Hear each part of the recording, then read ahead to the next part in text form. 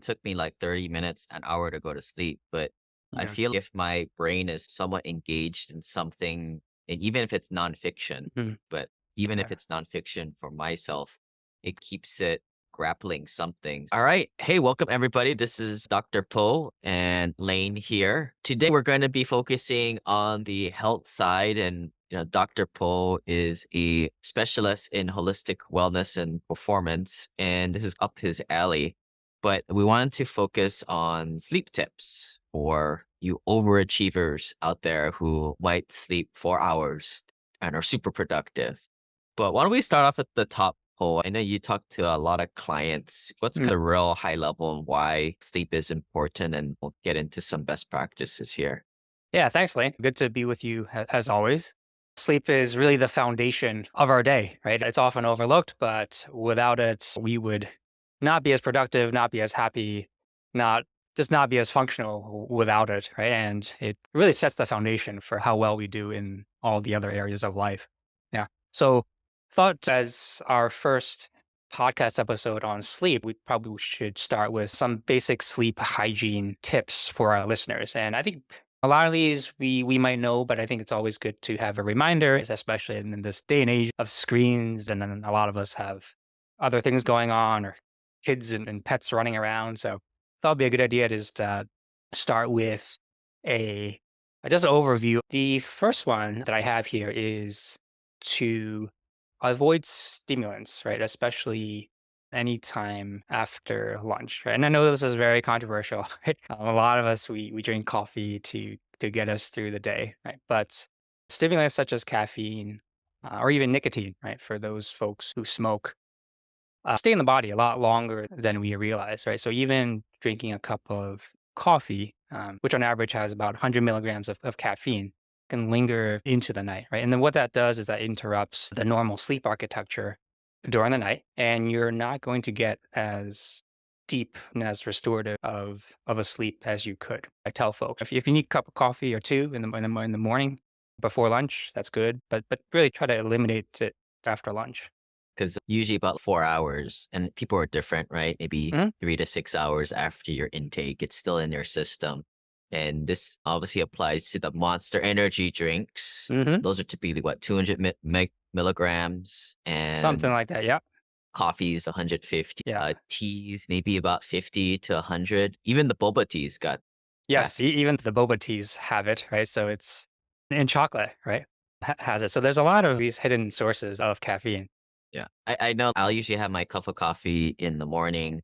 If I really feel that afternoon drag, I'll do tea, which is like under 50, 60 milligrams. But yeah, I passed the test, Dr. Yeah, Paul. I right. don't I don't do anything after 2 p.m. It's awesome. Unless I'm on vacation, then I don't really care.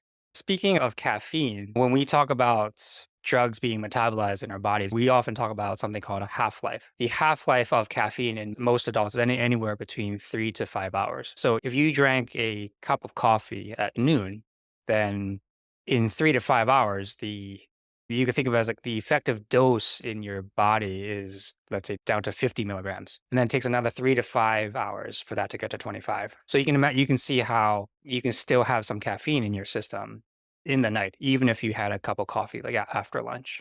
So just I think something to think about. It's not like you drink a cup and then it's out of your system in 3 to 5 hours. We talk about it in terms of half life. I'm also Yeah. passing the current test right now. I'm actually drinking tea, chamomile Yeah. tea. Yeah. We usually record these at the end of the daytime is when we normally do this for because Paul is in Pacific time. It's a little bit Yeah. later for him, but I think that segues into the next one, which is maybe when people are a little younger, they'll do like intramural sports and they'll go and work out at eight Mhm. o'clock or worse, 10 o'clock. That can often also be a huge stimulus too, right? To be avoided. Yeah, exactly. So exercise, it's very healthy for you, but if it's done too close to your bedtime, it actually has you still get that stimulant effect, right? You still get that activating effect on your brain. And what that does is it can hurt your sleep in that it'll keep you a little bit more awake longer than you intend to. Best practice that we as sleep physicians would recommend is try to do your last exercise by like the late afternoon. But if you want to do something like yoga, something more relaxing, like later on in the evening, that's totally fine. But if you're gonna be doing something intense, especially something like hits or playing a pretty intense sport. You have to try to do it latter part of the afternoon. Yeah, that way you get your body time to kind of wind down, right? And then naturally get into that relaxed and fatigued state so you can really get the best quality sleep. I don't know if you do this for your patients, but Mm. I've done this, which is the cortisol triple point test, where they take Mm. your cortisol levels in the morning, the Hmm. day, and the evening. Most people, and this is what you don't want to be, you are waking up like super low in the morning, and then they Hmm. get their cortisol ramps up by the evening time and they can't go to sleep.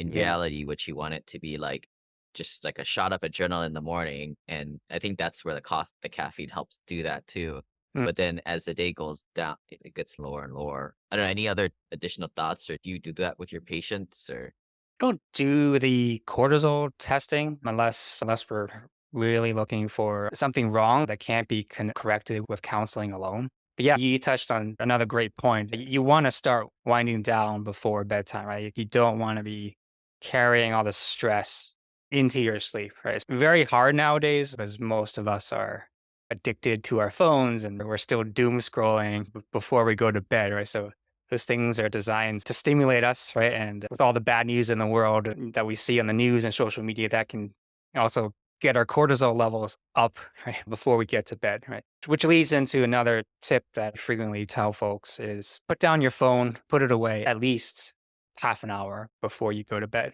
Not only do you not get that stimulation from your phone and social media, but also the phones are a very powerful source of light.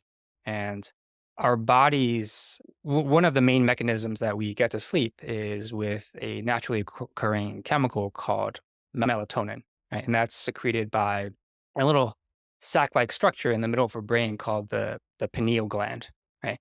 And the way that pineal gland gets activated to secrete this chemical melatonin, which is a sleep promoter, is by the absence of light. And then that's all, right? So the more light that we have coming from our screens, TVs, cell phones, whatever you call it, that actually physically inhibits our brain from producing this naturally sleep promoting chemical. and what about the sleep mask? Obviously, that's a tip in itself, but even if you have the sleep mask on, do you still get the same level of sleep if you're in like a bright room with the sleep mask on? Yeah, so if you have a good sleep mask on, then that's very effective. Effectively, it'll block out the light, right? And thereby allowing the melatonin to function in your brain. So that's a good tip if you're traveling and you're sleeping in a hotel room. There's bright lights from the parking lot outside, and your curtains aren't the best. So that's a good thing to have if you're traveling or you're sleeping somewhere unfamiliar. And another tip that I like to remind folks of is that just remember what your bed is for. And we always tell our clients and our patients the bed is really for sleep and sex and the occasional illness. And notice I didn't say that it's for lying in bed awake. Right? And a lot of us, I'll admit we're guilty of this too, is that a lot of us have TVs in our room now. We might turn on some Netflix before we go to bed and watch that from our bed. But that not only do you get the light from the TV, but now on a more subconscious level, you're actually associating the bed with being awake. So if you're a great sleeper, this probably won't affect you, right? But for folks who are already suffering from some trouble falling asleep or who have some insomnia, this can really compound the problem because subconsciously now you're actually teaching your brain that it's okay to be in bed awake, right? Whereas you wanna have that subconscious association where you lie down and you just knock out, right? And so my wife is like that, which is very annoying, right? So she goes to bed and just knocks out, right? And she'll literally fall asleep in the middle of a sentence when that I'm trying to talk to her. I'm like, "What? How are you already asleep? What's your experience like?" That's where, man, like you killed my idea of getting that Apple Vision Pro, which I don't know. Have you tried that thing? No, not yet. It's pretty amazing. Zero gravity won't have a creak in my neck, but that thing is so engaging. It'd definitely keep you up without any caffeine. But yeah, don't Oh, do that. interesting. I'll tell you what works for me. This has actually been working for the last couple of years. Like I got my audio book subscription, right, from Audible. And I find that if I listen to that thing about 15 to 21 minutes, I just doze off and The trouble is I don't absorb the content, so I always have Yeah. to back up about Mhm. 5 minutes, but that's where I yeah, it's that use it as a tip if that kinda works for Mhm. you, it works for you.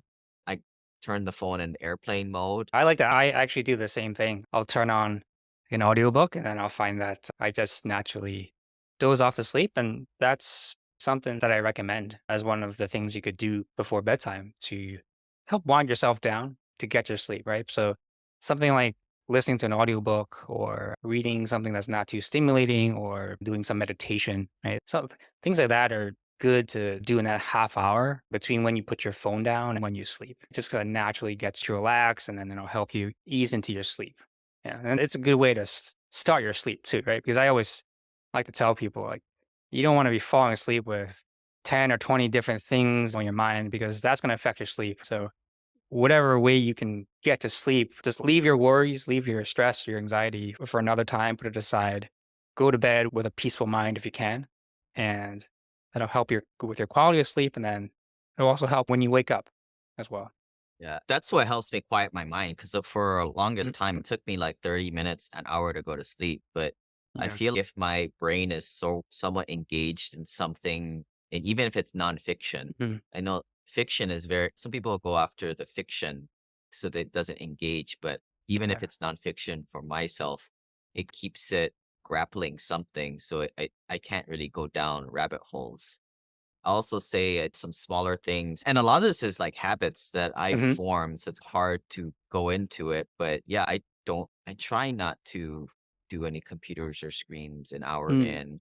I put my phone on airplane mode. The room is totally dark. It's cool. The air conditioning is on. That's another thing. Here's another thing. I have this thing called the Uller. Have you heard about this? Tell me more. It's like a cooling mat. So if people want to Google, it's pretty expensive, maybe Yeah. like $500 or $1,000, Yeah. but I heard about something like that. it has this app, and maybe I can pull it up, but like you can set the amount of the temperature throughout the night. But basically what you're supposed to do is it starts out warm, but to stay in like the optimal sleep cycle, it gets pretty cold, right? Some people don't like it because it feels like you're peeing in your pants. Yeah. But I guess the idea is they just hit before you get that type of sensation. That's your set point. Yeah. But I'm all for throwing money at the problem, and I have one of these, like, really insanely heavy sleep blankets, but that's my stack. Nice. Maybe what do you got? What's on your quick hit? Yeah. I like the heavy blanket. I think you're onto something there. There's I don't know if this goes back to when we were babies and we were like swaddled in a blanket, but something about a heavy blanket, a lot of people find to be very comforting. Okay. And then before this, you touched on like another good tip, which is like the temperature control, right? So on average, we're all different, but on average, for human beings, the ideal sleep temperature is like 68 degrees Fahrenheit. So a little cooler than what we might expect. But again, there's variation between people, but it does suggest that we tend to do better when it's a little cool. And if it's a little cool, then yeah, you can easily just put a blanket all over you. And other things that's important is we touched upon the role of exercise, right? And we touched upon the role of light, especially when it comes from our screens. But the exposure to sunlight throughout the day is also like a really important thing that a lot of us overlook, right? And it might be an issue in some parts of the country where you don't get that much sunlight, all right? For example, in the Pacific Northwest during the rainy season in the wintertime. And before we talked about how the impact of light on our eyes and on melatonin secretion, but in a similar vein, the light that we get exposed to during the day is very helpful for something called our internal clock, right? Which is known as the circadian rhythm. And this internal clock is pretty amazing. It runs on a cycle that's pretty close to 24 hours, right? And this is why when we travel halfway around the world, we'll feel jet lag for at least a few days, right? Because we have this internal clock that's running. And the main factor that determines that is exposure to sunlight, right? So every day when we wake up, we get exposed to sunlight from the windows and whatnot. All these are cues for our internal clock to function in a certain way, right? And that's why when this system is functioning properly, when we go to sleep, we'll naturally at that time start to feel sleepy. Right? Yeah. So exposure to light, even if it's a cloudy day, just like open the windows, get some exposure. Right? Yeah. It's also good for getting your vitamin D as well. Right? And so it's pretty important. So in other words, don't lock yourself up in a room and play video games all day, and go outside, get some fresh air. It's good for you. Some people specifically say in the morning, if you have sun, go out like shirtless or Mhm. put some clothes on. But the whole Yeah. point is to start that circadian rhythm Yeah. in the morning and setting yourself up. Another thing you could do is like for those who are like caffeine adverse, like you said, like, just go outside and let the sun shine on you. Let it do its thing on your circadian rhythm. And then the sunlight itself will be like a natural caffeine. It'll get you to be more awake pretty quickly. What about people who lives up in the Pacific Northwest like Yeah. yourself? Yeah. Like the red lights, what's your kind of thoughts on that stuff? The red lights. You Like mean, the infrared red lights, some people will buy these things off. and then some people use blue lights as well. It's just like just different types of frequencies of lights. I think some people do that, and I think this is especially useful for a lot of like older folks because as we get older, right, our bodies tend not to secrete as much melatonin, and just things aren't working as well in your brain. So you might need a bit of a stronger light cue to trigger your circadian rhythm. So that's where things like these light devices could be useful. And also, this is useful for people who might be suffering from like seasonal affective disorder. So that might be a good thing to have to use at home if you're living somewhere where there just isn't a lot of sunlight, especially in the wintertime. Yeah. And on that line, supplements. Everybody Mm. loves supplements because they're the easy pill, right? So I've used zinc, ZMA, I think it's zinc, magnesium. I don't know what the A is, but whatever. This thing gives me sleep pretty well. Mm. Sometimes I tend to have more dreams when I'm on this thing. But zinc Mm. is one of those things. If people have tried like Natural Calm, it's like a fizzy orange drink or citrus. Yeah. People will don't eat too much because then Right. you'll poop your pants. I guess you got to eat a lot of it, but Right. that's worked for me in the past. But any other supplements that you suggest or might want to give a try? Let me think here. One thing I'll also add on Yeah. like the music front and then we're talking about the audible. Some people will go out as far as like binary beats is what they call them. Mhm. I didn't like this thing personally.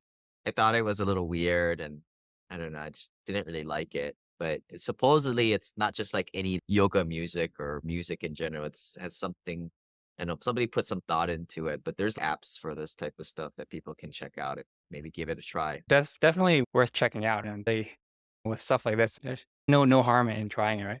So for supplements, yeah, zinc is a good one, and zinc is involved in the biological process of melatonin formation. I think that's why they think that it could be helpful. Another supplement that's usually pretty benign, unless you take it in like massive quantities, is magnesium. Right, so a lot of people use that for it's like general relaxation. Then you have melatonin as well. These are over the counter. Usually recommend don't rely on it too much, right? Because you do want your body to produce its own melatonin. You don't want to be relying so much on an outside source of that it almost trains your body to not want to secrete it. Right? Some other supplements that are really, pretty benign and you can get over the counter is valerian root, chamomile. You mentioned usually comes in like a tea form. You got lavender. You got an amino acid called glycine. Right. And then you got another amino acid called tryptophan, which is actually a precursor to serotonin. Right? It's a neurotransmitter that is eventually converted into melatonin. Right? Yeah, so these are some over the counter supplements that you can take. But the caveat is the best way, I think, to sleep is that try to get by without taking something from the outside, because even with something like benign, like something over the counter, you do risk relying on these things as a crutch. Yeah. Melatonin is the hormone that gets secretes, right? So some Yeah. people say that it's a little bit more dangerous to do that than, and it's Yeah. maybe a little bit safer to supplement the precursors to that. Mhm. I'm not the doctor here, so I Yeah. don't, what do I know? But like taking steroids is like the hormone, but there are different precursors you could take to stimulate that. And supposedly it's more natural.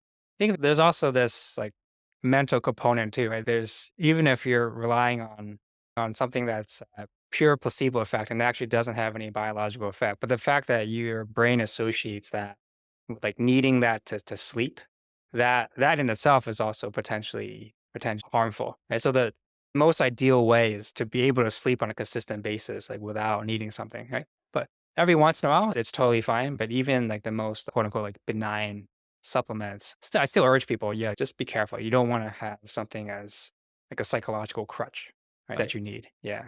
Any other like last like best practices that kind of worked for you or other folks people might want to try?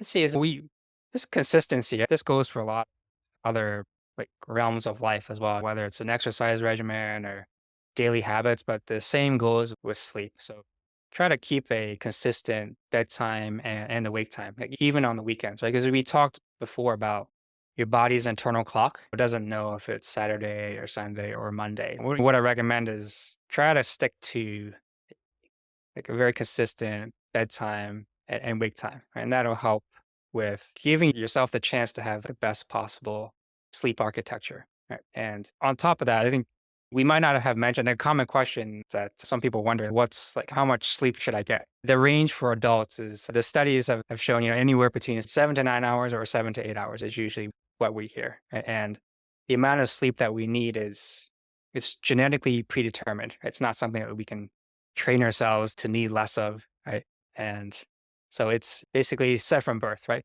Now, there are those like really rare individuals that they can get by with 5 hours of sleep. So, for example, I think Winston Churchill was one of those people. But the funny thing is that there are a lot of folks out there that think, yeah, I'm one of those people who only need 5 hours of sleep. And that's actually not Yeah, the because you're case. so amazing, right? The thought. Exactly. There's a ton more people out there that think, yeah, I'm in the 5 hour category. But the reality is, it's an exceedingly small amount of people where this is really the exception rather than the rule. 5 hours is usually the amount of time sleep that we can get by, and our brains will compensate for it. It'll get us through the day and we can power through. We can use caffeine and all that stuff. But I guarantee you that you're going to pay for it on the back end at some point, whether it's in the form of early dementia or increased risk of metabolic syndrome or high blood pressure, diabetes, other health problems, right? So it's not something you want to really cheat on, right? Like you might not feel it if you cheat on your sleep. Your body keeps score. You're not going to cheat your way out of this. So try to Yeah. get your 7, 8 hours a night. And I'll tell yeah, people what scared the shit out of me and what yeah, made me go to sleep more is like somebody told me it's like when I guess we don't do this with our computers anymore, but it used to be you would defrag your computer, the hard yeah, drive. yeah, And in a way, like cancer is like unrelenting growth of 1 billionth cell is like growing out of control. And that shit needs to be cleaned out of the system and defragged in a way that sleeping is that defragging every night. And sure, you can survive off 5 hours, but you're not going to get that the defrag. I remember they were like, yeah. do you want to do the fast defrag or the slow one? I'm going to leave you on all night. I'm just do the slow one, right? Why would you not do that with your body? No, I love that. That's a wonderful analogy, and that's you touched on something, which is that one of the primary functions of sleep is bodily repair, tissue repair, cellular repair. This is when the body's immune system, which includes the naturally cancer-fighting cells, are operating. Yeah, if you're shortchanging yourself on a consistent basis, then yeah, you're really setting yourself up for increased risk of a number of health problems, from dementia to various forms of cancer and whatnot. Can we like catch up on our sleep like on the weekends? Mhm. Like I'll take naps and stuff like Yeah. that to catch up, but like that doesn't count, right? Does Yeah, it? so you can definitely catch up to a certain extent, right? But it's not if you've consistently slept, let's say, only 4 or 5 hours for all the weekdays, that all of a sudden you can make up for all that on the weekend. Because first of all, how much can you really sleep? First of all, in the one night, and second of all, yeah, I mean, like your body will do its best to catch up. So, for example, if you've been sleep deprived and you go into a longer sleep, yeah, your body will try to make up for it. Like it might try to go into REM sleep earlier, but it's still not the same. Still not a substitute for getting a consistent number of hours per night. At the end of the day, a lot of this is a harder one because Yeah. sleep doesn't really manifest in problems until a lot later. Hmm. But I would say people need to figure out the why behind this, and that's the hard part. That why is not quickly associated. So whether Yeah. that's resonating with you with a different analogy or not getting dementia or Yeah. being your best self. Or some people like I do CrossFit. I'm like, if I don't get to sleep, I'm gonna get my ass kicked Yeah. tomorrow and Yeah. I'm gonna be embarrassed. So whatever you need to do to figure out your why. But Yeah. yeah, Present in so many different ways. And sometimes it's not obvious, right? Yeah. Like effect on physical performance is one. Another one is, and I hear this a lot, is like people who are trying to lose weight. They're eating right. They're really cutting down their calories and they can't figure out for the life of them, like, why like, I'm doing all these changes. I'm exercising, all that stuff. Like, why am I not losing this weight? And a lot of times it's, "Oh, wait, are you sleeping enough? And if you're not, then unfortunately, you've just negated all that hard work, like all those workouts, all the good dieting that you've done. It'll just wipe it out. yeah. You didn't want to go Yeah. there, but you did. I just thought being around for your loved ones a few Yeah. more years longer would have done it. But Dr. Poe brings up looking good in front of the mirror. Totally, man. Is That's what it's yeah, about. that's Yeah. what it's all about. At the end of the day. Alri At the end of the day, Yeah. right? End of your day. But anyway, so that's maybe we'll talk about sleep more in the future, but we just wanted to get one episode in specifically targeting that. The goal is to spread it around health, relationships, and more personal development mindset stuff. But if you guys have any other ideas for us to do a deep dive in, expose other tips or best practices, let us know. We'll see you guys on the next podcast.